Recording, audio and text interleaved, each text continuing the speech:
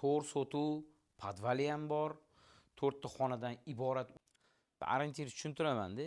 Beruniy mahalladagi arkadan kirib, yo'qdan chiqib ketasiz-ku, ana Xonobod mahallada. O'rtasida joylashgan ekan. Taxminan arkadan 2 kilometr kirilyapti. Lekin davollarni deyaptilar, uy egasi shlanka suv yuvaman deyaptilar. Hech nima qilmaydi deyaptilar. Uchastkani atmosferasi baribir boshqacha-da.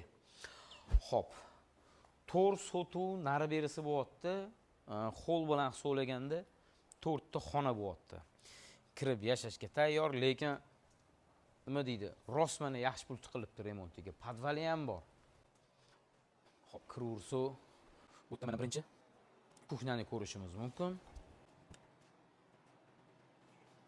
Va razdelniy sanuzel bo'lyapti. Akalar uy ichida hech qanaqa sanuzel yo'q. Masjidda o'zida sanuzel, tashqarini o'zida.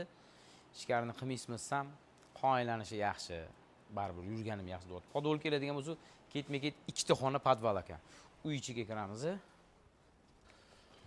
Xo'p, kirib olgan bo'lsa, akalar botimiz hol bo'lyapti. Holga kirib chiqish ikkita eshik, bu yoqdan ham, bu yoqdan ham. Bu yerda mana kattalar yotoqxonasi ko'rishimiz mumkin.